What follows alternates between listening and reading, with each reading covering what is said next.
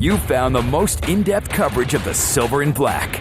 The nation and the league arrive in Las Vegas in 2020. Live from the CBS Sports Radio 1140 studios, it's Silver and Black Today. Join the conversation by calling 702-889-5978. And now, here's your host, Scott Gobranson. All right, welcome. Good morning, everybody. You are listening to the Silver and Black Today here on CBS Sports Radio, 1140 in Las Vegas. I'm here to tell you the doctor is in. Raiders fans are already fighting with one another, and the team is just 1-2. But you wouldn't know it by dudes on Twitter. The mob is restless after 2 straight losses as the Raiders travel to Indianapolis to take on the Colts in a little less than 2 hours. Welcome back. Las Vegas' only all Raiders talk show, Silver and Black Today, coming to you from the Finlay Chevrolet studios at CBS Sports Radio, 1140 in a very windy Las Vegas. Hold on to your hats, folks. The future home of the Raiders. I'm your host, Scott Gobranson. Joining me are my co-hosts, Kelly Kreiner and Chaz Osborne. Yes. Gentlemen, how are you today? Wonderful. Are you wonderful? I'm wonderful. Like I think of the word wonderful to describe how you are at a particular time, sort of like a word that our grandparents would use. Do you agree with that? Or is that like, and Kelly, you're only 40, so like that's a little bit, I think, past your age range. 1958 called. They want their word back. I like George Carlin. I'm moderately neato. No? You don't like that one? George Carlin was a genius. He was, but, talk about something dead. being old. Yeah. All right.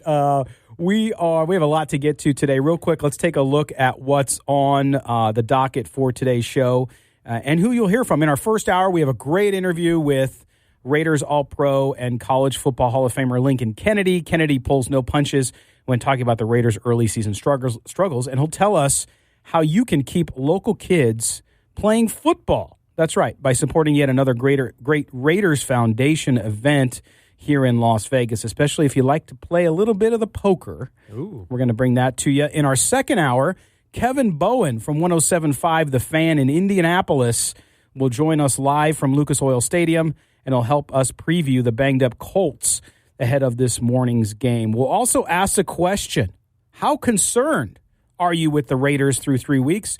Have you pressed the panic button? Many of you have. The Twitter sphere shows us that. Some of you should maybe seek help. We're here to help you. Or should everyone just chill? We'll talk about the concerns with the team so far and how they can perhaps exercise some demons with a big road win at Indy today. And that's not exercise as in Pilates. The demons. That's right. That's more like the exorcist in that way. By the way, we ran a poll. Our senior NFL columnist, Mo Moten, wrote a piece yesterday saying that the Raiders season could go into a tailspin if they don't win today on the road. 86% of you agree in our poll on Twitter that, yes, they must win today. No said, chill, Mo. 14% of you, that is, said no, they don't. It's not that bad.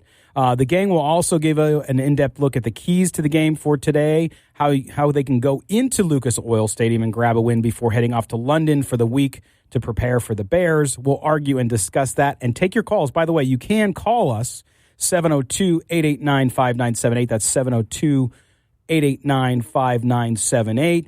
We'll close out the show with Kelly's Corner, our picks for today's Raiders versus Colts matchup, and our betting picks as well for the NFL. So we have all of that coming ahead as well. Any hints today, Kelly, on what your corner is going to be about? The tease, as we call it in the biz? Let's just say the Thursday night game, once again, has kind of given me something to talk about. Wow. So and not about it may involve officiating once again.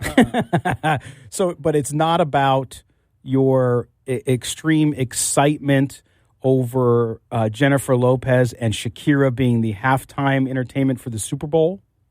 No. I mean, let's be honest. It's better than some of the other choices they've had. Yeah. Like you have the Super Bowl in Atlanta, and you come up, was that Maroon 5? Yeah. Really? That's your choice for Atlanta? Yeah. So I mean, could have had Andre 3000 out there. That's the thing, man. You get Outkast back together. Right. That's a that's a massive Super Bowl event. Instead, you have Maroon 5. Right, and that's the thing. And that's what I said. We were on the rotation on Thursday night, and I said it's just not the Super Bowl halftime show to me is not a thing anymore. Which is why they announced it so early. I think it shouldn't be a thing. Nobody's watching the Super Bowl for the halftime show. Right. You take time out of the game. You add, you're changing the game you fundamentally played for 5 months. Right. You add time to that halftime, and it's pointless. Everybody's watching the Super Bowl. You're not getting a big bump because you have a halftime show. Chaz, who would you have picked to be on the halftime show? For this year? Yes. In Miami? Yes. You got a lot of great artists down in Miami. I'm with Kelly. I'm not the biggest halftime show guy. I switch it over to the Puppy Bowl. My kids do. They love the Puppy Bowl. I think they used to have the Lingerie Bowl back in the day. I'm just mad on the Puppy Bowl last year. They blew a call where the dog dropped it right. They gave him the touchdown. It went all Deshaun Jackson and dropped the thing first and cost me my bet. That's what his corner. I was going to say you bet on the Puppy Bowl. Yes, I did. I knew that. There was no question that you had to bet on the Puppy Bowl. I just think that if you're going to have Shakira on the halftime show, because I do think Shakira, the ability how to move her midsection like she does is remarkable. And I think they should just have an ISO camera on her midsection. They don't even have to show the rest because it's like freaking nature. Yeah, Gloria Estefan better pop out there before too long. So it's in Miami, right? It's in Miami. Well, and somebody mentioned Pitbull, who I dislike strongly from a musical standpoint because they're Cuban. It's Miami, the whole deal. I know Jennifer Lopez is Puerto Rican, so I get it. But still, it's the Cuban flair in Miami is a bigger deal. So, but anyway, that's where. Did you guys watch? I got to ask you this question. Did you watch Real Sports with Bryant Gumbel, not for Bryant Gumbel, but for Bernie Goldberg's interview with Richie Incognito? Did you guys watch that? I watched some bits and pieces of it. Apparently, my HBO service, it's 2 weeks for Real Sports to come on there. Really? Yeah. Nice. I have it through Amazon. Oh, and it takes time to. I went to watch it, and I'm like 2 weeks behind on Real Sports. So I'm like, why am I paying $14 for Yeah, really. Yeah, you know what? I watched it. It was pretty heavy. There was a lot of things we knew about Richie Incognito, but that was a little more insight to the path, the dark path he's going down with this mental. I commend Incognito for bringing mental health awareness to the forefront. And obviously I don't condone the path that he went down, but that first press conference at training camp, I was there, and they were asking him the questions, and he owned up to it. And he talked about when he came into the league in 2005, there was zero talk about, the mental health problems and concussions. And now the league has put more emphasis on helping players deal with it and starting the healing process.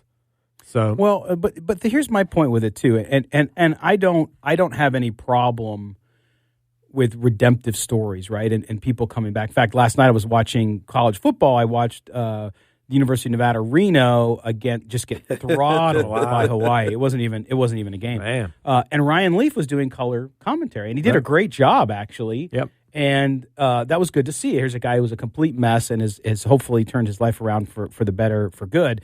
But with Incognito, two things. One is there was no remorse about the quote-unquote bullying incident in Miami. Right. Now, I know sometimes things are reported and they're not always all factual, and the NFL did their investigation. But still, the evidence against him is so overwhelming. It's like you talked about him owning up, and he did, and I give him credit for that. But at the same time, in that interview, he came off to me, in that portion, it sounded a little bit like, what? How about just move past it and say, you know what, it was unfortunate. Well, no, and he did a little bit, but he refused to acknowledge what he did there. And number two, for me, was that he admitted that he has not been diagnosed with any mental illness. Right. Well, not bipolar anyway. Well, but he's taking those 2 years off for mental health, to get help for it. And to his credit, he said that the investigator that came in for that already had a preconceived notion that he was guilty. Well, he was this way. Of course he's going to say that. He was this sort of thing. But there's always two sides to every story. And I get what you're saying. I also see his side of it. Which side do you go down? It's interesting you talk about Ryan Leaf. After seeing all these bizarre negative things with Incognito, the one thing about him, he's so well-spoken.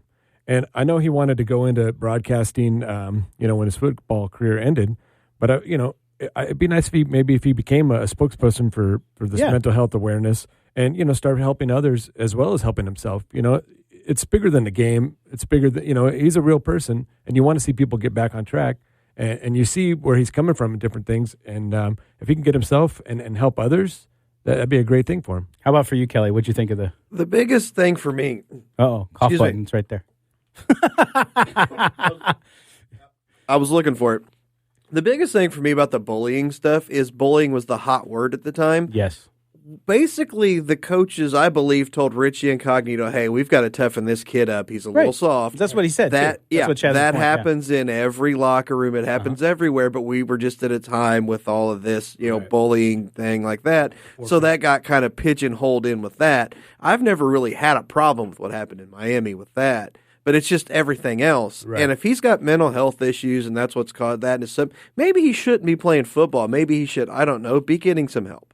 That's my whole thing with anytime somebody brings up mental health with like AB, anybody like this is like, well, okay, if you're going to use the mental health thing, you should probably not be playing football and seeking help. Right. That's true. And to me, I agree with all that. I think his is an anger management issue, which is not necessarily mental illness. That is just an issue. And he said in the interview, which was good news, that he's now got a support group around him that when he starts to feel that way, he's got people to turn to, right? At the end of the day, though, he has to turn to them. You can't get help if you don't ask for help. So for his sake, for the Raiders' sake, and for his family's sake. And all the other people out there. And for those of us who live in Las Vegas, because now he lives here, we hope that he finds that. All right, good conversation, guys. We're going to step aside when we come back. We're going to talk about the Raiders after 3 games, where they're at, what concerns you might have for this team, and the such. We're going to get into that right after the break. You're listening to The Silver and Black today here on CBS Sports Radio 1140.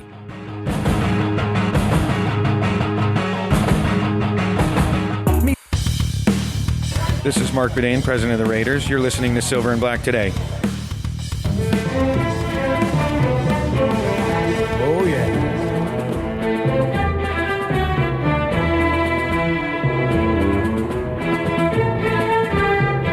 Welcome back to the Silver and Black today.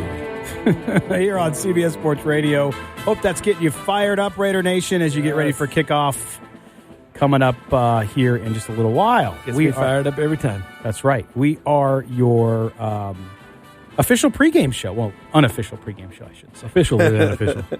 But we're here for you as it's been a long week, guys, when it comes to Raider Nation, particularly on Twitter, where so many people now live when it comes to talking football.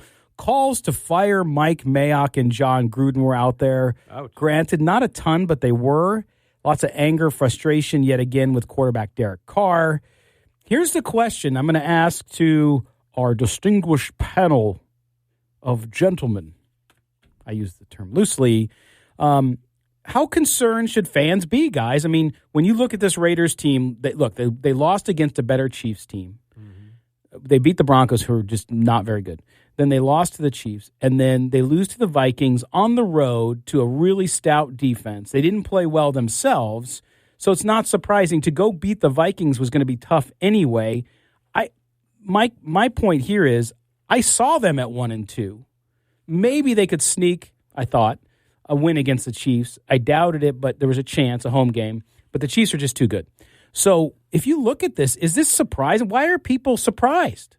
Well, I mean, it's always about expectations. You know, if you thought this was an 8 or 9, 10 win team. Oh, and there are people out there who thought so. No, that did, yeah. But I mean, if you thought that, yeah, you might. But I always thought they were a 5-win team at best. This is about what I was expecting. You know, I was hoping that the offense and the defense would be a little better. But you look at the injuries and everything to start off the season, you're not getting everybody out there. You're not getting a rhythm yet. So this is, I mean, like you just said, if you expected them to be anything but 1-2 right now, you know, you may have had just a little too much, aspirations for this team. The big thing is, what's the team going to be like a week 8? Right. You know, is it a 1-7 team and everything heading down? Is it a 3-5 or what? Yeah, I think we kind of had it at a glance when we were looking at the schedule. We, this first quarter, we thought, okay, but with Andrew Luck being out, maybe there's a possibility we get the Colts game. But in all actuality, we figured they were going to win the first one, lose the next 5 maybe, which, it's hard to say. You definitely don't want to see that. But we talked about it, and everybody, I felt like most people were on board with the rebuild, and they knew it was going to be that kind of a year. We were leaning on a lot of first and second year guys.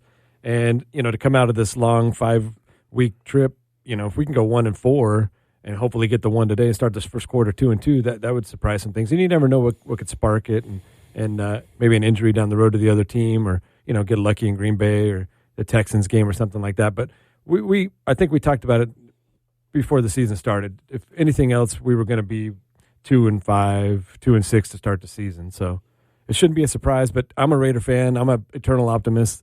You come into the season after that first game and you're like, yes, we're going undefeated this year and we're going to win them all. And then you start losing and then losing ugly. And these are hard places to play. We talk about today's game in the Dome. Same thing with last week in Minnesota. You're going into a hostile environment. You've got to start. You got to get that crowd out, that crowd noise out. You got to get them sitting on their hands for a while, and the Raiders just didn't do it. So hopefully they'll turn it around today and get a quick score and get things going the right direction. But I don't think we thought anything they were going to be 3-0 by any means. No, but I think optimism is one thing, but when you're ridiculously overconfident from the get-go, which I think a lot of Raider fans were, and you know what? In life, I always tell people that you can visualize success, you can visualize things and make it happen. But when things are out of your control, like you're not middle linebacker for the Raiders or you're not the quarterback, you can't make them happen. And I think that you're talking about a team that won 4 games last year, flipped over their roster again with younger players. That's why when I was respectful to all of you out there who were telling me this team was going to win 9, 10, 11 games, I'm like, are you kidding me? Well, no, not with the schedule. And by the way, I want to differentiate one thing. Travel and schedule are 2 different things. I don't think the travel, and Lincoln Kennedy is going to talk about that in a little while. It's not the travel, it's the schedule, the teams you are playing who have more talent on their roster than you do. Yep. And to me, looking at 8, 9, or 10 games win, that was not based in logic. And it's fine. Fans should be excited. Fans should be positive. Yep. I have no problem with that. But you don't give me any excuses for why it's going on. Antonio Brown, all that stuff. What a part of what happened last year led to believe that this team would be more than a 5 or 6 win season. I mean, that was with Antonio Brown. Now you take him out of the picture, and I still think they'll be at 5 games. Mo Moton, our senior NFL columnist, says 3, and he might be right.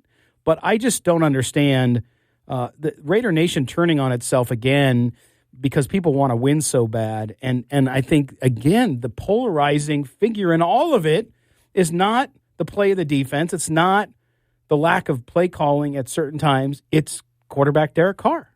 Well, quarterback always gets too much praise when it's going good, too much blame when it's going bad. That's never going to change. Your quarterback's usually the face of your franchise, so that's what you expect.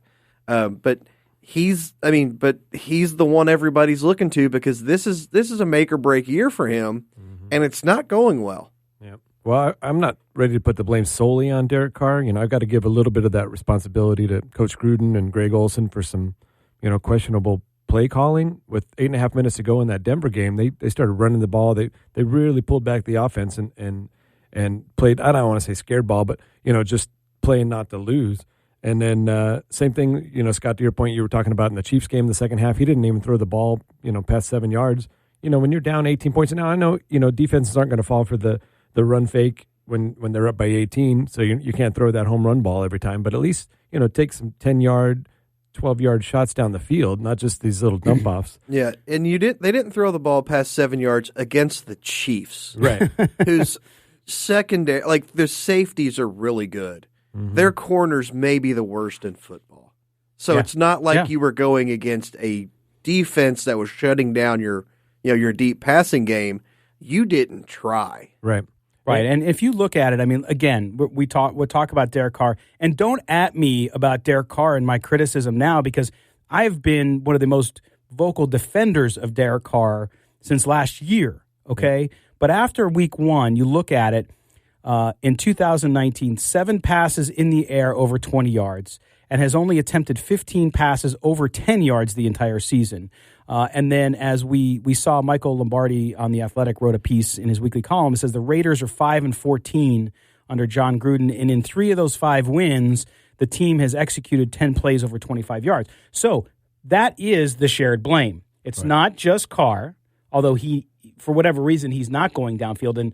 And to the people that I've talked to that are associated with the organization or cover the organization, many believe that he's checking down too much, which was a criticism last year too, and I didn't buy too much into that. But clearly this year it's true. He's dumping the ball off. He's getting it out too soon. He's had a safer pocket. He's had good protection. To give him the time to go downfield, he just hasn't. At the same time, John Gruden and Olsen are not calling plays, and if they are, he's switching them out. So again, it's a he said, she said with that kind of stuff maybe. Well, but there's clearly a breakdown, and this is a team breakdown. It's not one person. It's a joint effort, and that's what has to change. Coach Gruden said a little bit in his press conference this week. He took a little bit of the responsibility for it. He said, I'm putting a lot of it on myself for not giving him the, open offense to do what he wants to do. He actually admitted that he kind of pulled the reins back a little bit on the offense. So right, but here's my question to you, Chaz, is how much longer is that going to last? How much longer is John Gruden going to say me and not Derek when clearly both sides have issues? And of course you're going to back your player. Don't get me wrong. I don't advocate a coach come out and call, although he's done it with Arden Key, a younger player. I get it. But my point is that's only going to last so long. At some point, if one side is getting frustrated and one side is not living up to their end of the bargain, then you're going to see that end. Yeah, but Gruden came out and said that after just days before throwing. He's like, well, we're calling plays. It's just not going downfield. Gruden's notorious for throwing everybody else under the bus but himself. So it rings so hollow when he says, because you can tell, I'm putting this on me. You can tell he's only saying that because he's hearing the criticism about, once again, Gruden's throwing his players under the bus and not taking accountability. Right. That was the most hollow comment I think I've heard since, like I've said it, Happy Gilmore's apology to Chubbs. I mean, that's what it's saying that to me. It's like you're not even trying with this. You're just throwing this out there. Yeah, well, you're asking how long it's going to take. It's going to be 8 more years because that's how many more years Gruden has on his contract. So. Very true. Okay, we are done with this, taking a look at the Raiders and what concerns we have so far. When we come back, you're going to hear our conversation with Raiders All-Pro and College Football Hall of Famer Lincoln Kennedy. It's a good one. Don't go anywhere. You're listening to the Silver and Black today here on CBS Sports Radio 1140. The only way to take Silver and Black today with you is with a radio.com app. Download it today and search CBS Sports Radio 1140 in Las Vegas and listen to us anytime, anywhere. Welcome back to Silver and Black today here on CBS Sports Radio 1140 in Las Vegas. Excited to be joined today by Lincoln Kennedy, of course, Raider great, a member of the last Raiders Super Bowl team in 2002. We'll talk a little bit about that. And another reason we're going to be talking to Lincoln today is about a great charitable event coming up. The Raiders continue to show their commitment to the Las Vegas community, and we're going to talk about that. But Lincoln, let's jump right in on football. Of course, the Raiders going into today's game in Indianapolis, 1-2, started off the season looking really sharp against the Broncos at home. And then the Chiefs and Patrick Mahomes come in. And then last week in Minnesota, playing a very tough Minnesota defense, looked a little shocked, and they sputtered a little bit. Where do you look at this team right now? You knew young roster, a lot of changes, things were going to be up and down. What's your assessment thus far through the 3 games? Generally, when you're in the position that we're in, you can, and a coach will probably attest to this as well, you find out what your team is made of probably after the first month of football. Usually in the past, it was a preseason where you have a gauge of where you are, but since teams don't play their starters in preseason now, you're basically using that first month of football to see where you are physically, mentally, and more importantly, scheme-wise, being able to utilize what the coaches are trying to teach. With that being said, you talked about the Monday night game against Denver. I came into the season thinking that Denver was going to be an average team. They were going to run the ball. They were going to play defense. That's sort of been their model and what they've lived up to. And the Raiders were able to beat them by having some well-orchestrated preparation and offensive drives, especially, but the defense also rose up to the occasion. So that was very empowering to see and good to see. But for the most part, When you go up against the following 2 weeks of Kansas City and Minnesota, you're talking about two of the better teams in the National Football League. That a lot of people, including myself, definitely had playoff bound, whether Super Bowl bound, and like in Kansas City Chiefs, a lot of people AFC. So it's really an unfair gauge. You're talking about a young roster that's stacked up against some experience, some speed, and more importantly, like when you talk about Patrick Mahomes, just what else can you say? I hold my breath every time I watch him. With that being said, it's still early, but I think the Raider Nation is optimistic where they want their team to be successful all the time, but it's not necessarily realistic. And there are times where the way I approach it and what I do with my commentary is I call it like I see it. This is a young team that still has holes, even though they revamped the roster. There have been certain situations that have sort of put them behind the eight ball, if you will. The whole thing with the receiving core of Antonio Brown. They had their high hopes set high on him being a part of the offense. Now without him, yes, they've got to move on, but they did think they had that whole field. So you can imagine if you're thinking you're going to get your starting quarterback back and then all of a sudden he goes down the first week with an injury, i.e. Jacksonville, how much of a setback this can be because you didn't plan for it. So with that being said, the assessment is still out on what this team is. And it's a great test today to go up to Indianapolis because here to me is an average team. But still, like every other team's got some good players. So if they're able to, get a win here against Indianapolis before they go overseas to the pond and play the Bears, that's a confidence builder in the right direction. Again, we're talking to Lincoln Kennedy, former Raider great and current broadcaster for the team. And you see all the games, Lincoln. That's why I think your assessment and how you keep it real with folks, because being a former Raider, always a Raider, right? You still are honest with people. And when you look at the offensive line where he used to play, this offensive line at times has looked very, very good, especially with two starters out. Of course, they got Richie Incognito back last week, but they've done well. They struggled a little bit in Minnesota, more so because of that defense. But what do you see on that offensive line that you like, and where do they really need to do some more work? Well, in order for offensive lines to be successful, you have to play together. You can't have one guy on the bench, one guy on IR, or, one guy suspended. You can't have that. You got to have them play together, and you have to have them play full speed. They have to learn the nonverbal communication way that your teammates are going to go before you can work as one. With that being said, they haven't been collectively together for some time. When you talk about the suspension of Incognito, the first two games, I think they did a fairly decent job with the replacements of Levy and Evan Good to be in there to be able to hold the point, if you will. But now we get into the grind. And they've got to play together. It's just going to take some time. It'll probably take another month once you get Gabe Jackson back, whenever that is, to really assess how this line is going to gel. In the interim, you've got Incognito's getting back into the fold, but you also got Trent Brown, who's a little banged up over the last couple of weeks. You got to have everybody together, and that's the hardest thing about offensive line play. But the turnoff, the other side of it is when you get those guys together, and once they learn one another full speed, they can be an awesome weapon. Well, and of course, back in the spotlight again is Derek Carr, and I get a lot of flack for defending Derek, but at the same time, started off Denver, looked like a guy I thought possessed. He looked really focused. Last few games, I think, in my view, he's overthinking a little bit, trying to maybe complicate things. What have you seen from him week 1 versus week 2 and 3? Well, I agree with you. I do think he overthinks things. I think that when Gruden first came to the team, he looked at Derek Carr and he says, look, I got a quarterback who's smart, loves football, can make any throw on the football field. And that's a great thing to have, because that's exactly what you want out of your franchise quarterback. But while Gruden empowered Derek with the offense, there are times where Derek just tries to get a little too creative. And he tries to just be a little bit too smart. And there have been many times where I've watched Gruden's mouth from the TV copy, just run the play, just run, what did you see here? So with that being said, the last couple of weeks, I think what we're dealing with is, one, Derek needs to show a little bit more patience in the pocket, allow things to develop, and he's still worried about he's going to be hit. He's a little skittish. So there are times where he'll go through, instead of a 3-man progression, looks like a 1-man progression, he's doing a check down. You're not giving the offense time to develop. So it's a work in progress. You also have to take in consideration this tandem of receivers that he's dealing with, from Nelson to Grant. As I mentioned, not having Antonio Brown and Keelan Dawson there is a thing that they've been trying to do, as well as Tyrell Williams, and just get a balance to their offense and to their play calling, and more importantly, their execution. But it starts with Derek. And he's got to be able to make those throws. Now, last week in Minnesota, there were a number of times where he was not accurate. And you can't have that as your franchise quarterback. I mean, you don't pay him top dollars to throw balls overhead, interceptions, or try to create plays that aren't there and stuff like that. But this is a process, and we're still in the first month of football. We'll see where we are, but I do really think as far as Derek's concerned, he needs to learn a little bit more patience, have a little bit more patience with the offense, and more importantly, don't try to overthink things. Now, if we switch the side of the ball to the defense, obviously there's injuries there, of course. Last week, a bunch of guys got banged up, and you have a very young defensive front. At times, they've shown promise, of course. The sack numbers are in a good spot compared to last year.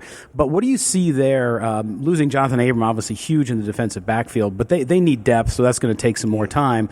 But what do you like there, and what do you think is going to be trouble for them going down the line? Well, I really like Vontaze Burfict. I really like him at the middle linebacker spot because bringing him to the team did two things. One, it gave Paul Gunther a defensive player who knows his defensive system and can implement it out there full speed. Don't have to go through the learning curve. More importantly, it freed up Tahir Whitehead to be the Roman type of linebacker that he is.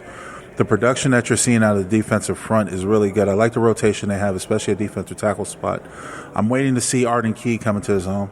But I do like what they did against the run within the first 3 weeks. And I know you saw some breakdown last week against Minnesota, but that's going to happen with the wear and tear and the score being what it is.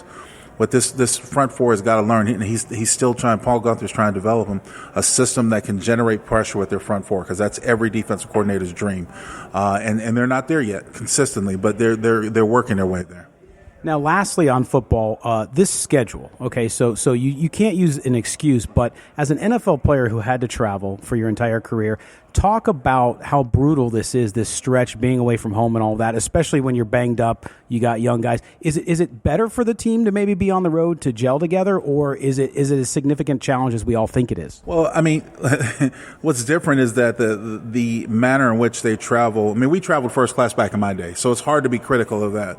But when you talk about having to go to London for a game, I know that's a little bit of a trip. I get that, especially coming from Oakland. But you're staying at a country club. I mean, come on now. And it's hard for me to sit there and say, let me boo-hoo about the schedule. One, they don't practice in pads. They don't hit half as much as we used to do, right? So I understand you want the comforts of home. But it's not like you're staying in a Motel 6. You know what I mean? You're staying in the premier places. So I'm not feeling too sorry for them. I feel, not team-wise, I feel more sorry for the fans. Because that's, the Raider Nation not being able to see their team for a month. That's a big time withdrawal. You know how you feel in the off season when you don't have football. Try taking your home team away for a month and some change, and you can't see them, you can't go to the game, you can't be a part of the atmosphere. So I feel more for the fans than I do the players. All right, well, what we're here also to talk about today is the amazing charity work, of course. The Raiders Foundation and community leaders are joining together for a charity poker tournament on Thursday, October 24th at 5:30 p.m. at the Sterling Club. Guests will enjoy an interactive evening of poker, food, cocktails with the Raiders alumni and team personnel. Hosted by the Raiders Foundation, the tournament will support local nonprofit Nevada Youth Football League. To commit today, you can also get in touch with them and become a sponsor. That's what you need to do, RaidersFoundation.org. And Lincoln, this is good. So are you good at poker? Are you going to be out there? Are you ready to put some money on the line to help these kids play youth football? Let me answer the latter questions first. Yes, I will help. I will have some money to support the cause. I will be there, and I'm not going to say whether or not I'm good at poker, because as a true poker player, you never show your hand. So, but I do know how to play the game. Okay, so then we know they're there. But this, as a player, as an alumni, what the Raiders are doing in this Las Vegas community, what they started doing, I mean, almost 2 years ago, right? And I've been to a lot of the events with God rest his soul, Cliff Branch, and a bunch of the other guys. What an NFL team means to community outside of football is really significant. Yeah, a lot of things that are done behind the scenes, because it's not necessarily done for notoriety, but it does have an influence, and it matters to the community. More importantly, it matters to the organization. So the Raiders and the Raiders alumni and the foundation have always tried to put a nice footprint in where we're going to be laying our heads, calling our home. And that's why, Las Vegas is no different. As you make the transition from Oakland to Las Vegas, you want to show that family is important. And that's one of the things the Raiders organization have always proclaimed. And once a Raider, always a Raider. It's going to be no different whether you're a part of the Raider Nation or Raider family. We all want to show the importance and value and the reason why we care so much about you. Also joining us today, Steve Grammis from the Nevada Youth Football League. And Stephen, also a member of Metro. Thank you for protecting our community. Talk about the fact that the Raiders are here helping you raise money. Playing football for kids, for a lot of families, is not affordable. I mean, it takes some effort. It takes some help. You guys have to pay fees for everything from referees to insurance to fields. Talk about what this fundraiser is going to mean for you and the organization. So, of course, with the Raiders coming to town, we know they have a ton of things on their plate. The move, the personnel, everything like that. And for them to be a part of our group really means a lot to us. What it's going to do for our kids is probably bigger than I could have ever imagined. We have a goal, and our goal is to make it so that kids don't have to pay to play in our league at all. My partner and I do everything we can in our personal lives to try and put money into the account so that these kids, we can make that dream a reality. But we want to be one of the best leagues in the country and start a model that maybe other people start using. You know, a lot of nonprofits across the country still have the ability for people to pay this person and pay that person, and we're trying not to do that at all. What we're trying to do is provide a great experience for these kids. This season, this poker tournament is going to help with the purchase of equipment that we have made. We purchased about $45,000 worth of brand new equipment, and what we did with the equipment was not give it to them in the pretense that they're going to give it back. We gave it to them and told them to keep it. So we wanted to give them safe, new equipment for them to use for this season in the fall and make sure that they understand that, much like Lincoln talked about with the Raider Nation, the Raider family, we at the NYFL are a family as well. We take a vested interest in all of our kids because we know some of them may play in the NFL, some may play in college, some may never play past youth football, but we want to make the experience as great as we can. And with the Raiders' help and what's going on with this poker tournament, it means the world to us. I can't even really put it into words, but it's amazing. All right, well, Stephen, thank you so much. It's going to be an amazing tournament out there and a lot of fun and for a great cause. Thanks for all that you're doing. And Lincoln, we'll close it out. I want to thank you for spending the time with us today. And you talked about the fans, and I know how much you care about the Raider fans and about Raider Nation because you're always out there mixing it up with them. A lot of them already, I mean, we're only 3 games in. A lot of them are losing hope. They're at that point. It's been a long 17 years since you were in that Super Bowl. What do you tell them today about this team and how they should feel going into the rest of the season? You know, it's been my experience in dealing with the fans, and it doesn't matter what sport or what team. Fans are incredibly fickle. They're on top of it when everything's going well, and sometimes they sink to the lowest lows when it's not going as well. But a true fan is going to stay regardless. So the thing is that you know, and you've seen this in the 3 games that they played so far. Even when the score was out of reach, you still saw a level of fight. So if you're a fan of this team, you can respect that. Yeah, they're going to have some growing pains. You didn't expect them to go undefeated, or you weren't being realistic. You would have liked it to, but it's good. It's not being. Let's be realistic.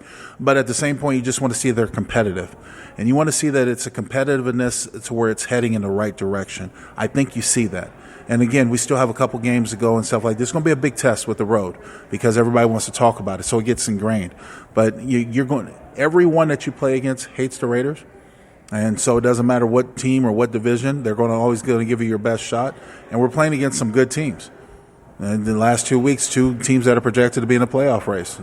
Indianapolis came, a lot of people had them hyped, even before Andrew Luck retired, especially before Andrew Luck retired. But the Chicago Bears, you go down the list, everyone is going to be ready for the Raiders. I think they'll be better than they were last year. And since we're in a performance-based business, you measure that by wins and losses. So I'm thinking I still think they can get to 8-8. And once you're at that point or close to that, get that 8th win, you might win one or get one here, make yourself 9-7 or something like that. The possibility of getting in a wild card, who knows? Lincoln, we'll see you in London. Thanks for spending the time today. Thanks for having me. Appreciate it. All right, Lincoln Kennedy here on the Silver and Black today on CBS Sports Radio. We're going to step aside. We'll be right back. Don't go anywhere. The Cowboys take on the Saints this afternoon at 5 on CBS Sports Radio 1140. This is Silver and Black Today, live on CBS Sports Radio 1140. Welcome back to the Silver and Black Today here on CBS Sports Radio 1140.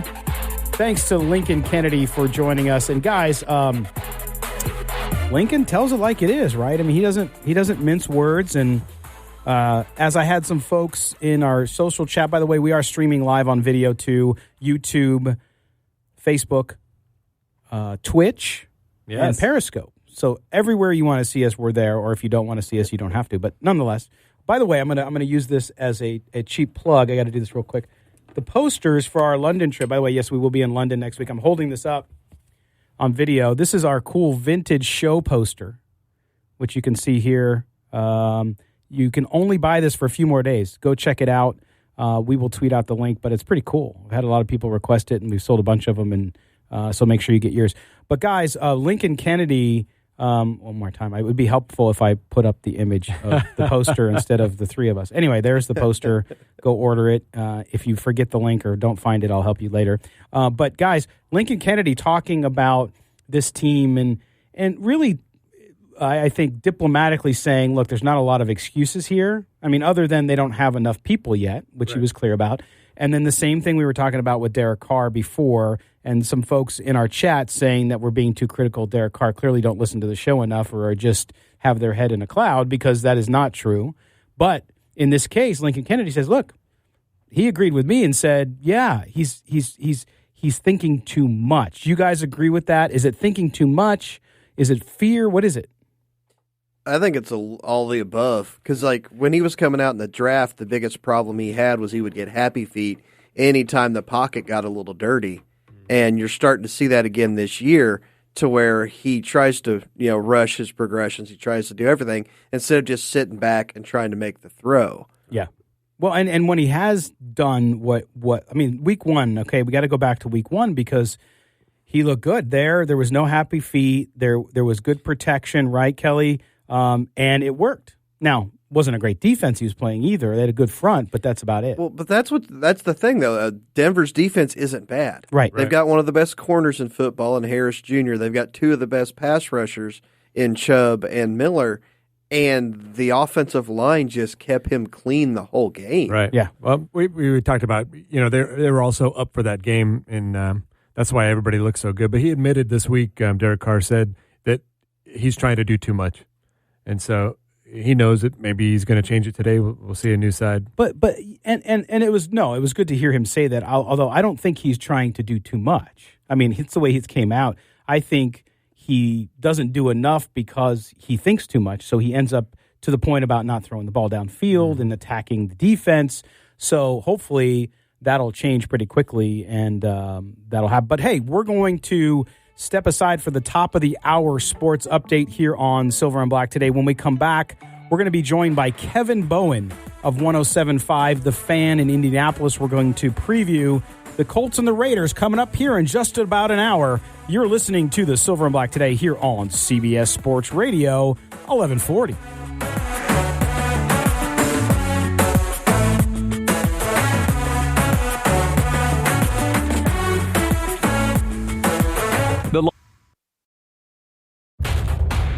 You found the most in-depth coverage of the Silver and Black. The nation and the league arrive in Las Vegas in 2020. Live from the CBS Sports Radio 1140 studios, it's Silver and Black today. Join the conversation by calling 702-889-5978. And now, here's your host, Scott Gobranson.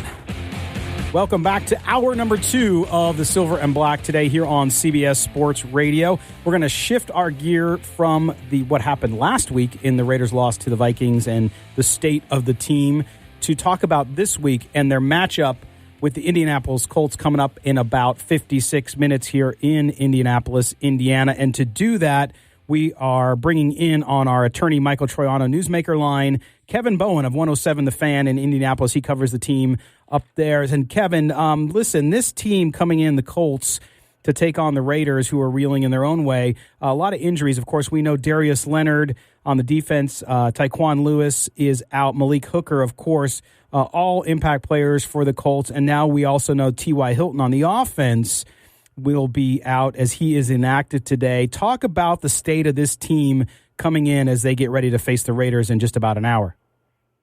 Yeah, it's by far the most banged up this team has been all season long. When you look at that list, Leonard, Hooker, Hilton, that's 3 of your top 5 or 6 players right there.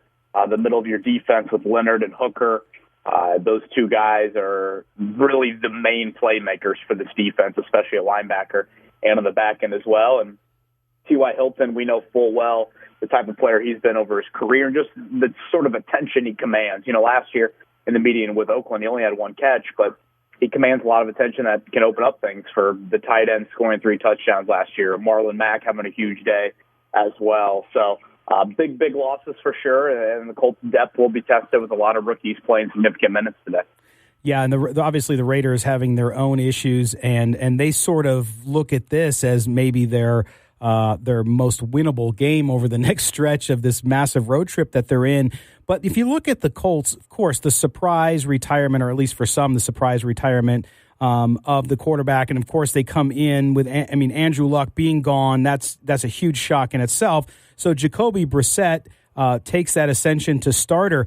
He starts in a position, Kevin, with, to me, the best offensive line, especially when it comes to pass protection in the league with the Colts. Talk about how he's done, not only on the field, we see the numbers, but how he's taken charge of that team and how it's worked out from a culture standpoint. Yeah, he should be commended for how he's handled everything. Can you imagine just the roller coaster of emotions he had, from Andrew Luck telling him that he was retiring to getting a new contract, becoming the franchise quarterback, and a whirlwind like none other for Jacoby Brissett. But as you said, the numbers have been very impressive. With or without Andrew Luck, the Colts probably would have taken 2-1 after the first 3 games of the season. The first 2 weeks, it was kind of, you could maybe label it more in the game managing type of role, but certainly last week he was elite against the Falcons. He had a big day, over 300 yards and a couple touchdowns, and his teammates always spoke very highly of Jacoby, and he was always, I think, a fan favorite within that locker room. But, it's one thing to be that as the backup quarterback. It's another to go out there and deliver under center. And he's done that through the first 3 weeks. The offense has not been the weak link at all. It's been more so the defense. So a very, very commendable performance here in the first kind of month of the season for Jacoby Brissett. Again, we're talking to Kevin Bowen from 107.5 The Fan in Indianapolis. Hey, Kevin. It's Kelly Kreiner here. We mentioned T.Y. Hilton's out, so who is it going to be that's going to have to step up for the Colts today? Is this going to be a just pound Marlon Mack all day? Is it going to be a Jack Doyle, Eric Ebron, Mo Alley Cox kind of triumvirate to take over, or do you see one of the other wide receivers actually stepping up to be somebody to take Hilton's place? Yeah, really good question. I think the focus is still pound Marlon Mack. That's what they've done all season long, rely on one of the best offensive lines in football. And then I do think they will utilize their deep tight end group. I mentioned earlier how the trio of Jack Doyle, Eric Ebron, and Mo Alley Cox all had touchdowns in last year's meeting out there in Oakland. So I think that's something to where they will play to their strengths, which is running the football and relying on those tight ends. As far as wideout, 2 intriguing names that I'm kind of looking for. Paris Campbell, their second-round draft pick out of Ohio State, who's a speed demon, ran 4.31 at the Combine here at Lucas Oil Stadium back in February. And then Deion Kane, who's a second-year wideout out of Clemson, who they're very intrigued with as well. So those 2 guys, have had a bit quiet starts to the season, but no T.Y. Hilton, no Devin Funchess as well. So the top 2 wideouts are out for the Colts. I think if they do look to that wideout group, those 2 young guys are a couple names to watch. Interesting stuff. Okay, Kevin, the Colts, to me, one of the things that impresses me so much with them and how they're playing this year and even going back to last year under Frank Reich is they're incredibly disciplined, yet they're aggressive. Talk about that coaching staff and how that has led to where this team is now in their chase to get back into the championship hunt. Yeah, I think that's a great way to put it. They are definitely extremely aggressive with their play caller, Frank Reich. I would say one of the more aggressive play callers in the NFL, and kind of instills a belief into that football team that, they're going to go for a lot of 4th downs. When it's, 4-minute offense late in the game, they're not running the football. They're playing to win and keep that ball and kind of end the game with the ball in their hands. Yet they've had this discipline to them through the first few weeks that they rank right up there with anybody in the NFL in least penalties committed and least penalty yardage committed. Last week against the Falcons, Atlanta had 16 penalties for 128 yards. Wow. And 7 of those 16 penalties went for first downs. It was about, I want to say, 80 yards in penalties favored the Colts. They had 4 for 38 or something. That's a huge, huge margin when you look at a 3-point game at the end. And the Colts have played extremely close games all 3 weeks. They've gone down to the final possession, and the Colts have averaged about 2 or 3 first downs more than their opponent via just strictly penalties. So I think it's been a huge element to their success so far early in the season, and something that Frank Reich has really harped on. Yeah, it's Kelly again, Kevin. We talked about with Darius Leonard being out and Malik Hooker being out. Waller's been the main kind of offensive weapon for the Raiders. Do you see him being an issue for that Colts linebacker secondary core with everybody kind of? I mean, you don't have a piecemeal group out there, but you're missing your two main components. Yeah, definitely. I think it's probably a top the Colts list in terms of concerns today. Austin Hooper, the tight end for the Falcons, had a huge game against Indianapolis last week. The Colts have struggled for now, years in defending tight ends, to be frank. More so Leonard than Hooker. Hooker's absence, he is that center field. He's that last line of defense. He allows you to do some single high stuff. Now their safeties are more kind of box guys. So I think, maybe big plays will be something to watch with Hooker's absence. But I would say the Leonard injury is more where Waller comes into play because, he's a guy that obviously had a huge game last week. And without Leonard, that is more in the middle of the field, in that 5 to 10 yard area where those linebackers are so key in a cover 2 scheme. And the Colts were exposed a bit last week there, not only with tight ends, but also with trying to stop the run in the first half as well. So that'll be a very, very important matchup. Now, granted, as you guys know, Oakland doesn't have the same sort of receiving talent around their tight end like Atlanta did last week with Cooper. But still, that is a concern with the Colts starting a rookie in place of Leonard, starting a rookie in place of Hooker, and maybe even a rookie corner as well when they go to their nickel with Rocky Yassin. Again, we're talking to Kevin Bowen from 107.5 The Fan in Indianapolis. He's live from Lucas Oil Stadium in Indianapolis. And Kevin, I want to revisit that offensive line because I'll tell you what, I was a huge fan of the line last year, how they played, how they protected Andrew Luck when he came back from his injury. And then we talked earlier about Jacoby Brissett and how what it's meant to him to have that line established before he stepped into the role of franchise quarterback. But talk about that group and really what it means to that unit overall and to the team from a mentality standpoint. Clearly, they're talented and they're doing so well. And I think sometimes forgotten, because Marlon Mack is there, they're always lauded for how great they are in pass protection, but that also opens up the run, and they do such a great job there as well. Yeah, they do. And, Chris Ballard, their general manager, has been there 3 seasons. His first year is 2017. And then the Colts allowed the most sacks in the NFL that year. Jacoby Brissett was starting for Andrew Luck that season. He was sacked 10 times in a game. It was abysmal what that offensive line did that season and really had done for so much of Andrew Luck's career. It was an issue. It was a constant revolving door across the line, really outside of left tackle. And so Ballard in 2018 really committed to addressing that and spent the 6th overall pick and then spent the 37th overall pick on 2 linemen, in Quentin Nelson and Braden Smith. Both those guys start. Obviously, Nelson has kind of been one of the few offensive linemen maybe ever to play the game of football that seemingly has a weekly highlight reel of blocks and noises that he makes during a game. And Nelson has really changed the mentality of that line. And they have 4 top 40 picks on that line. And it's a lot of draft capital invested there. They found this starting 5 probably about mid-October last year. And since then, they've stuck with it. And I think today will be like the 10th or 11th straight game that group has played together. And the Colts have won, regular season games. They've won like 11 of their last 13. So, it's a big reason why they've been able to get on this run, which, again, for the first 7 years of the Andrew Luck era, it was a huge, huge issue. And it definitely hasn't been an issue here in the past 15 games or so. Well, Kevin, we certainly appreciate you taking your time today, as busy as you are with the game fast approaching. But tell us, what you think the Colts will end up winning this at home despite the lack of some of their top guys being out there? What do you think happens? Yeah, I think they will. I've probably come back a little bit on my stance. Early in the week, I probably thought Colts by a couple scores. I don't necessarily think that right now. But like I said, the healthy parts of this team are their strengths, and that's the offensive line, running back, and tight end.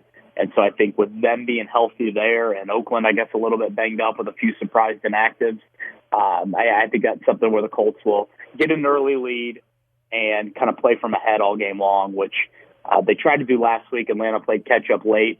I don't think Oakland will be able to do that here today. Well, Kevin, we appreciate the time, my friend. We'll talk to you soon. Yeah, appreciate you guys having me on. All right, Thanks, Kevin Bowen from the Fan 107.5 in Indianapolis giving us a preview of what the Raiders will face here in about 45 minutes in Indianapolis as they head off against the Colts. All right, we're going to step aside. When we come back, we're going to talk about the Raiders versus Colts, our keys to the game, what to watch for as we roll on. You're listening to the Silver and Black today here on CBS Sports Radio 1140.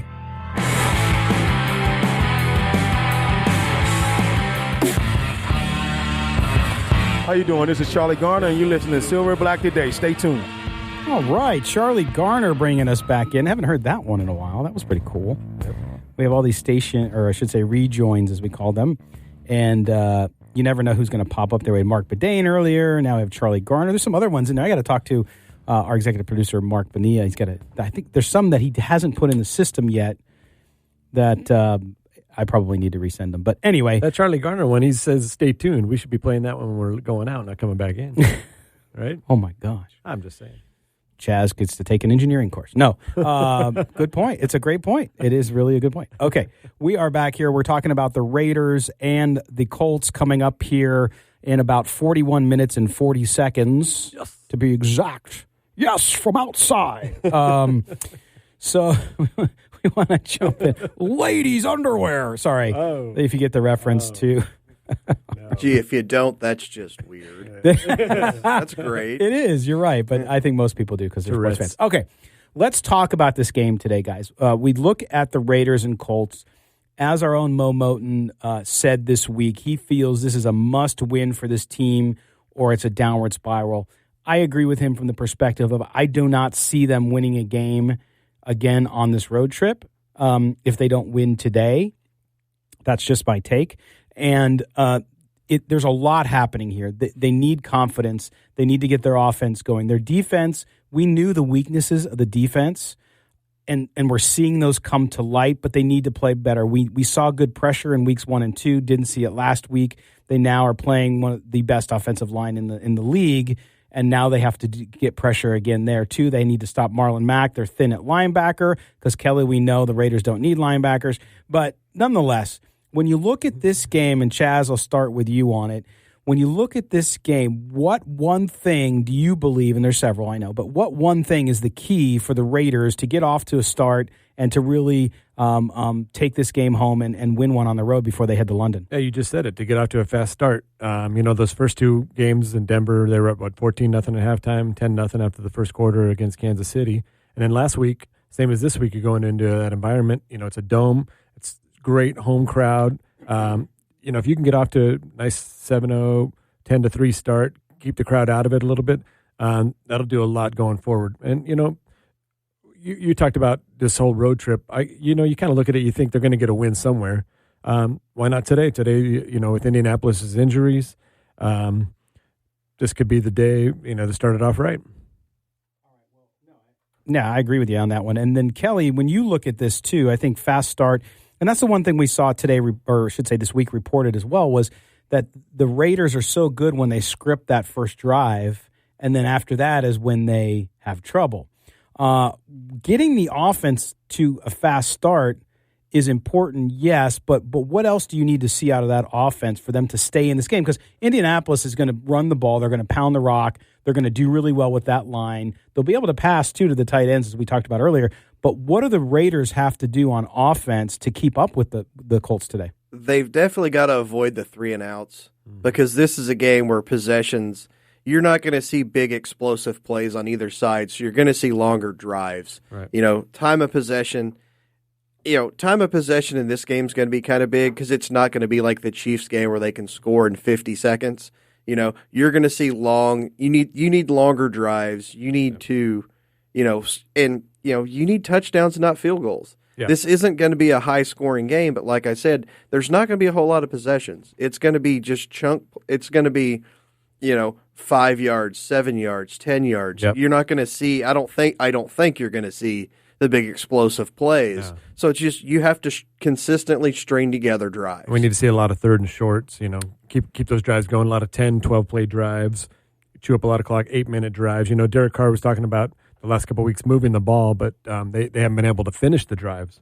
So let's just see them, maybe finish, at least get, field goals, get some points out of these drives, and that'll go a long way. And keep the penalties down, too. Like what Kevin talked about last week with Indianapolis, Atlanta had so many penalties, they gave them that many first downs just off of penalties. So we really need to be disciplined and keep the penalties to a minimum. And to me, the issue with that, those unforced penalties that have happened both offensively and defensively have just killed the Raiders, and they got to score 6. Right? I mean, they got to get down. They have not been on the side of the 50 more than a few times. I mean, it's been horrendous. Field position's big. The field position, to Kelly's point, is big, and I think two things. They need to, on offense, Derek Carr needs to have another breakout game today. He just does. He needs to take leadership there. He needs to drive the ball downfield when he can, and not be too happy feet in the pocket. He needs to stay in there, find it. The other thing I think they need is Josh Jacobs needs to get on track. They need to target him more. Mm-hmm. He was sick last week. People, why'd you only give the ball 10 times? Well, he was ill. Yep. He was coming off a week where he lost 10 pounds, so he wasn't 100%. Maybe shouldn't even played, but they played him anyway. So this week, you got to give him the ball. Then I think they have to target him as a receiver because they have Terrell Williams. J.J. Nelson's out. You don't know what you're getting with the young guys, and then you have Waller. Mm-hmm. So you need someone else who can sneak out of that backfield and leak out so that Carr can find him, especially when he does have to check down, which hopefully isn't too much. But to me, that offense has to click today for them to have. If not, you're going to see another 28-7 halftime, and the game's going to be over. Yeah, the attention that the Colts are going to have to put on Waller, like you said, you should be able to sneak him out of the backfield. Get a wheel route going, do it, get a screen. Yep. Just do something early on to set that up to maybe soften up that middle, because if they see that you might be going to the running back a little bit, it might open up Waller more. It'll open up that middle more. It's like you got to come up with you have to come up with something, because Waller's obviously Derek Carr has eyes for him. Derek Carr loves throwing him the ball. Yep. So, he's your number one target if you're the Colts defense now. It's not Ty Williams. It's not Josh Jacobs. It's you're taking out the tight end. You slow this offense. I would like to see a lot more Josh Jacobs. We need to have good balance. And, that starts with running the ball. Like you said, if you can make a couple of nice passes downfield, that'll open it up for Jacobs. You get that nice balance going down the field, and, anything can happen. Well, and to me, the defense, too. So let's talk about that. Let's talk about the challenges on defense, because Here I've done this massive sell job on how good the Colts offensive line is, and they are. And this is a week after the Raiders could not muster any pass rush against the Vikings. Yep. What are they going to do? I mean, they have to get Jacoby Brissett out of the pocket. They have to pressure him, and because they're thin at linebacker, they're thin at defensive back, so they need to put some pressure there. And what are they going to do? I mean, Kelly, I think this is probably going to be the biggest obstacle for them today is just matchups. I don't think you're going to be able to get any pass rush on Brissett, so you're going to have to concentrate more on coverage, more on trying to stop the run, because is that possible? Well, for this team? For this team, I don't know. That's the whole problem with it. It's like I just don't see them getting any kind of pass rush at all. Yeah. I think that the Colts offensive line just dominates today, which is why I think it's just going to be the Marlon Mack show, to where he's just going to be pounding the football. So, if you're only giving up 2 or 3, per rush or things like that, put them in a position where they have to throw on like third down.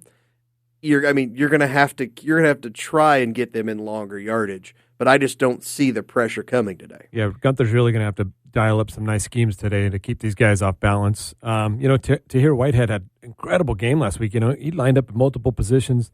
He played his heart out. It's just these guys, it's not a complete – last week's game wasn't a complete failure. I saw a lot of progress, and I don't want to keep beating that drum. I just like to see him get better. I think it was a complete failure because – when you're down 21-0, you're right. Everything after that, then you come back and make it 21. It's fundamental because it's already out of reach. Yeah. Well, but I think on defense, they did not pressure the quarterback last week either, which is what gave them some of the fits. They were thin at linebacker too because they got injured. Mm-hmm. I get that, but to me, Chaz, it's going to be a tough game. I don't think. Don't get me wrong. I don't think it's impossible, and I'll give my pick later, and you'll be surprised by it. But at the same time, to me, this team just has to show progress, right? And I know we've been talking about, is this a tailspin if they lose today? And many folks agree it is if they do lose. Yep. At the same time, though, as I've said all season, if you see progress, if you see the team last week, I thought they took a big step backward. Well, I mean, I didn't think it was a complete failure. I saw some progress. We need to have better communication in the nonverbal communication. It gets loud in those domes, and if they're not, it's going to take a total team effort, especially on defense, like what Kelly's talking about. These guys all need to be head on a swivel, ready to go, and hopefully, like I said, Gunther's got something dialed up for him. Bring a little pressure. Indeed. Well, that concludes this discussion, and Chaz is right. Not everything is a complete failure. That's why he told me to buy Enron stock. Oh. But no, just kidding. People are like, Enron stock? What are you talking about? Yeah. All right, we're going to step aside. When we come back, it's everyone's favorite segment of the show, yes. Kelly's Corner. Right when we come back, you're listening to the Silver and Black today here only on CBS Sports Radio 1140. On Real Estate Live every Saturday on 840 KXNT from 11 to 1. And this week we'll be discussing how long rates will be low and why you need to refi now. CBS Sports Radio. You found the most in-depth coverage of the Silver and Black. This is Silver and Black Today, live on CBS Sports Radio 1140. Here's your host, Scott Gobranson.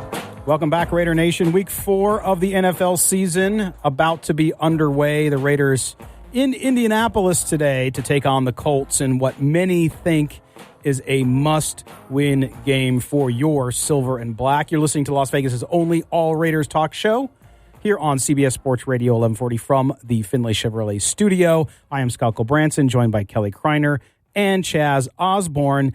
And this part of the show is one that people just absolutely love. They gather the family around the streaming device, no more radio. They get the family around the streaming device, and they get out some cocoa, some scones, and they say, it's time for Kelly's Corner. All right. Well, first off, after your very timely Enron reference earlier, I will say that if you're into documentaries at all, The Smartest Guys in the Room about the fall of Enron is a fabulous documentary. I highly recommend you go watch it if you haven't seen it. Even if you don't like documentaries, it's just so well put together. It's such an interesting topic. It's The Smartest Guys in the Room. Go see it. Okay, for my actual corner here, I'm watching Thursday Night Football, and I was a big proponent of them bringing in the rule to where you can challenge pass interference. We saw what happened in the Saints-Rams game. That was an obvious blown call. But the CFL's been doing this for years. I thought this is something the NFL should have because with it being a spot foul, it is such a big call in a game. Mm-hmm. I was unaware of the fact that they were going to put that rule in and just decide to not enforce it or change any call whatsoever, no matter how blatant or obvious it is. Right. There were 2 or 3 just blatant pass interferences that they challenged and were not overturned in the football game. What's the point of having a rule if you're not going to enforce it? And you hear all this stuff about, the officials are trying to do their job. The game's just faster than it ever has been. I get all that, but we have the technology to make the correct call, but you're not using it to make the correct call. Mm-hmm. I don't know if it's they don't want to overturn it to make the officials look bad. I don't know what's going on, but when 5 drunk people in a bar can sit there and obviously make a call, you're telling me one official in a booth can't make the same call? Yeah. You have the rule out there for a reason. Use it. Use it correctly. I think it really does have to be blatant. If they're going to overturn it, it's got to be a mugging. There was a blatant call on Thursday. There were 2 blatant ones. You cannot in any sane way tell me that those 2 plays were not pass interference. Because last time I checked, you can't grab a jersey and or an arm, 3 yards before the ball gets to a receiver. I'm not an official. I could be mistaken. Right. I'm not. I think since they didn't call the first one, that's probably why they didn't call the second one, right? Okay, we screwed up once. We'll screw up again to make it even. Just to be consistent. Because they were both really similar calls. But I mean, you made a rule for this. You have the technology to fix it. Right. But it doesn't matter if you don't actually apply this and fix it. It's a black eye for the sport because it's become a running joke now. Yeah. But you've got it's the same thing. It's like we put a man on the moon, but the best way to measure 10 yards is 2 sticks and a chain. Like the NFL's so stuck behind the technology that but this is the one that gets me. You had a team lose a chance at a Super Bowl because of an obvious blown call. You put in a rule to make sure that doesn't happen again, but you don't enforce the rule. So you bet on Green Bay then? But I agree with you, Kelly, because I don't understand if you're going to do it. That's why I was not in favor of this rule for the regular season. I liked it for playoffs because it's like, okay, so now you're in the playoffs, and that's what happened last year. Now I know you could be in a regular season game, and because of that call, you don't make the playoffs. Yeah, exactly. I get that. But if you're going to have this opportunity to review pass interference calls, and you don't call pass interference calls when they're clearly there and blatant, then yes. And I think that's where the rub is. If they had done this year, as they've done, and there were challenges, and they said, yeah, the guys that they now hire to be part of broadcast teams, former referees, they were all saying, yes, that's clearly pass interference. Right. I don't know if it was Mike Pereira or whoever it was on Fox. He was saying this is, in any definition, this is pass interference twice. And they still didn't call it. So what does New York do? I don't know what they're doing, but it's taking away from the game. And then you're having coaches now who don't like replay per se most of the time, now having an issue with replay. You're just undermining the whole system, in my view. That's my thing is like, are they purposefully not making these changes, hoping coaches will stop doing it and this thing kind of goes away on its own? Right. Because now you're just undermining the sport in general. But that's the only thing I could come up with because if you're that bad at your job, you get fired. It's simple. Unless you're Chaz, he's still here for some reason. But like the officials were saying, oh, that's blatant pass interference. This is going to get overturned. Nope. Well, but last week we were on this show complaining about the ridiculous number of calls of offensive holding. The NFL clearly heard that, and last week we saw a vast reduction. So does that mean, Kelly, that this week we will see more pass interference calls challenged and successful? If there's pass interference on the play, I hope so. Because that's the thing. You brought this rule in to fix obvious pass interference calls. There's always going to be hand fighting. There's always going to be a little bit in that. That's part of the game. But I'm talking about literally you see them grab a guy's arm and pull it down before the ball gets there that you just clear as day and they will not overturn them. Right. Yeah, it's crazy. And it wasn't just Thursday. It's an epidemic. And as someone who watches as much football as I do, and that annoys the crap out of me every time I see it, I've been annoyed a whole lot this season. Was today the first time you saw the sun in a while? All that football yesterday? No, I actually have a job, so I have to go out. I have to go out before the sun goes down. So gets in the way of football every time. Hey. Okay, we have a caller who wants to sound off a little bit about the Raiders. It's a viewer that we have on YouTube a lot, and he goes by Hardcore Raider. He wants to talk about the state of the team. Hardcore Raider, you are on with the guys here on Silver and Black today on CBS Sports Radio, 1140. What you got for us? Hey guys, how you doing, man? Love the show. I appreciate you guys having me on. I don't want to get off topic, but I completely agree with Kelly, and I think these referees have alternate agendas at times. I mean, Carr got hit, they don't call a flag, and then, Tom Brady gets hit, and the ref's like, oh, you can't hit my Tommy boy, so it's just all right, so, but as far as the team goes, I mean, like all of last year, I was sticking up for this team. I really thought hate kind of divided the team. But this year, I'm not going to have that same take. This is the last year in Oakland, 60th year for the Oakland Raiders, 100th year in the NFL. They were talking about Super Bowl and stuff and Hard Knocks. The Antonio Brown thing obviously hurt us, but at the same time, that's their decision. They're the ones making these decisions. And if they made a bad decision, they could have got somebody else or whatever. And same goes from the rookies, like all the way down. Like everybody, in my opinion, everybody's held accountable this year, from John Gruden to Derek Carr to every single player on that team. I mean, and I agree with you, Scott. I mean, the team's looking terrible. I mean, it's only week 3, and I know people will be like, well, we're a young team, and, if you look at the teams we played, they're playoff teams or whatever, and, I'll give that some merit. But at the same time, like, we're not even competing with top teams. We look like a team that couldn't even beat the Winnipeg Blue Bombers out of Canada, I mean, well, and that's sad. And Hardcore Raider, thanks for your call, man. I appreciate it. But here's the thing, too, and I agree with you. It's different if you lose games and you look and you miss a couple plays, you don't execute on a couple plays, and it costs you the game.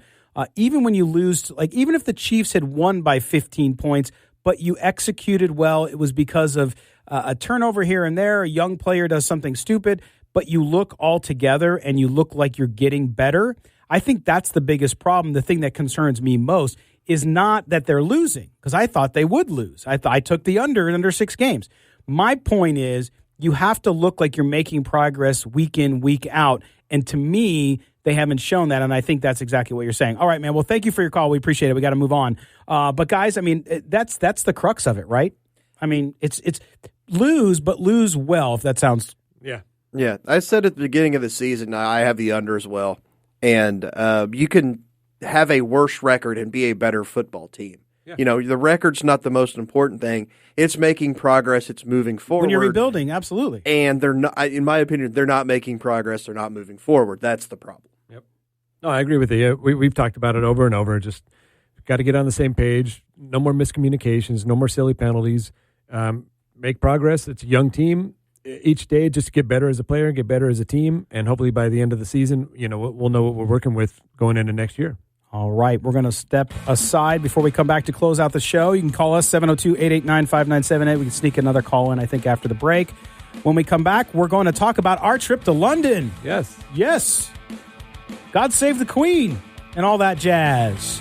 We're also going to give you our Raiders picks for today and NFL picks to go mortgage the house to. No, just kidding. We're going to give you our NFL picks. You're listening to after. That's right. You're listening to the Silver and Black today here on CBS Sports Radio 1140. What? This is Silver and Black today, live on CBS Sports Radio 1140. Bringing it home on the Silver and Black today. Just had a kickoff in about 10 minutes in Indianapolis, Indianapolis, as I say it, as the Raiders get set to take on the Colts in Week 4 in a big game. And we are here back with you from the CBS Sports Radio studios, the Findlay Chevrolet studios, and we're going to talk a little bit about picks. Now, we're going to give you our Raiders picks in a minute, but we're going to start. I want to also thank Hardcore Raider for calling in as well. Good call. NFL, okay, if we look at picks that the three of us, Kelly Kreiner, Chaz Osborne, and myself, have made. Not surprising, the person who bets the most on pro football and college football and the Puppy Bowl is ping pong. Is Kelly Kreiner, and just want to give you an update on our records, right? So you're thinking, who am I going to bet with today? And you might want to pay attention to this then, because we'll give you the numbers. Okay. So, and Chaz is looking at his tickets, so I don't know what he's doing. But we're looking, Kelly's 3-1 on the year with picks. Chaz is 2-2. I am also 2-2. So we're kind of deadlocked, Chaz and I, for second. But Kelly clearly leads the folks here in the Silver and Black Today crew with pro betting picks. Okay, Kelly, for those out there ready to cash in, put their money down this morning, right before kickoff, who you got? First off, let me say my pick last week where I had the under. If you have an under in a game and the first time a team touches a ball, they run that kickoff back for a touchdown, just rip that ticket out. I ripped that thing up with 4 minutes into the game and almost still cashed it. I would have had to tape it back together, which I've had to do before. My first pick is about the chalkiest of chalk picks you can find, but it's still Dallas minus 2.5 at New Orleans. I think Ezekiel Elliott might run for 200 yards today. Like Marlon Mack. Well, I don't think Max will get quite that much. But And the video of Jerry Jones being on Bourbon Street late last night doesn't bother me because he ain't playing. If it'd been Zeke or Dak, I'd have felt a little bad. Right. I think Dallas just rolls through the Saints today. Okay. My other pick, New England, Buffalo under 42. I just think this is two very good defensive teams, and it's going to be a boring, just kind of run the ball slugfest type game. Okay. So I'm going for under 42. Okay, so we have then, let me get this right. We have, Kelly's got Dallas minus 2.5 and New England Buffalo take the under at 42. All right, we move on to Chaz Osborne now. Chaz. Yep. I'm going with the Carolina Panthers. I'm really down with this Kyle Allen at quarterback. We might have a Drew Bledsoe situation coming up in Carolina later in the year. Kelly disagrees with me. Is Cam Newton going to start a winery? You never know what Cam Newton's going to do. But what cigar was he smoking, though? Did you notice? I didn't notice. I didn't notice. I will either. say Drew Bledsoe's wine is really good, though. Oh, yeah. There you go. All right, go on with your picks there, Chad. And then I got the Tennessee Titans on the road and Atlanta Falcons. I just think, what's the spread? Titans are getting 3.5 on my. I think Marcus Marcus Mariota hasn't done much, but they're going to go back to the old defense and run the ball, and you're going to see that first weekend Tennessee Titans come back. Tuiasosopo, Freudian slip. I love that. Shout out. I love that. Man. That's nice. Okay, so we got Chaz then with the Panthers getting points and the Titans getting 3.5, right? Yeah, Panthers getting 4.5, Titans getting 3.5. Okay, so we got that. All right, so now for mine, I'm taking the Texans at 4.5, minus 4.5, and I'm taking, and I don't know why I keep continuing to go back to this well. I'll learn my lesson one of these days. You'll see when I give you my Raiders pick. Oakland Indy over 45.5, 46, depending where you get it. Okay? You just can't the Raiders offense I think is going to click today. So that's the picks we have for Kelly, Chaz. We will tweet these out as well, but we'll keep record of that as well. Okay, guys, let's move on to the Raiders now. We look at the Raiders. We have Mo's pick in as well, but Chaz, I'm going to start with you on this one. Give me your Raiders prediction. Do you remember? You sent it to me already. In case you didn't, I'll put it up on the screen so you can see it. I got the Raiders winning, of course. They're going to go in there. They're going to pound the ball. Josh Jacobs is going to be a lot of tight end. It's going to be a lot of long, sustained drives. It's going to be a low-scoring game, and the Raiders are going to win at 23-20. Yes, Chaz has 23-20. Mo has the Colts winning this game in a close one, 24-21. The rest of us chose the Raiders. Kelly, you also picked the Raiders. Yes. And tell us about why. And I picked this before the T.Y. Hilton injury came out. You did. So we all did, yes. I hate to use the term must win because I think it's the dumbest, most overused thing ever. But if they don't win this game, they're not winning one for a long time. So, yeah, I've got 24-20 Raiders. I think it is a little lower. Well, not really low scoring, but I mean it's under. Yeah. But, yeah, this is a win they need badly. They do. All right, so and then we're going to flash the picks up here for those of you watching in the various platforms. Chaz, 23-20 Raiders. Mo, 24-21 Colts. Kelly, 24-20 Raiders. And I'm going way out on a limb here. I have the Raiders winning, but I have them going nuts on offense. 57-20. Yes. Close. No, 31-17. The Raiders defense is going to show up today. I don't know where they might just get some guys on the street to come in and play at linebacker and other spots. But I have them winning 31-17. So 3 of the 4 of us, Mo's the only holdout, and he has to because he's got that projection of a 3-win season. So if he picked them today, that would interfere. They could win today and still wind up 3 wins. That's true. But Mo's prediction is a good one. I think it could be a very close game and a low-scoring game, to your point, Chaz. But I like the Raiders today. I feel like they need to bounce back. I think the criticisms and all that stuff for Derek Carr will play into it, and he'll have a big day and at least quiet folks, at least for a week, right? Yep. So, all right, guys, we're going to London next week. Do not forget, you can listen to this show next week. We will be coming to you directly from Tottenham Hotspur Stadium in London, 8 hours ahead. So we're right before kickoff. You can listen to us just like you did this week and last week, right up until kickoff. We're going to bring you interviews. We'll give you a flavor of London, some of the parties, and talk to folks from around the world who are Raiders fans. So don't miss it next week. You can check out those show posters, limited edition for the next few days. But make sure you are with us next week. Kelly, Chaz, I'll see you in London. Yes. All right. Looking forward to it. You've been listening to Silver and Black Today here on CBS Sports Radio 1140. Check out silverandblacktoday.com. Also, download, subscribe to this show via podcast, iTunes, Google Play, wherever you get your audio.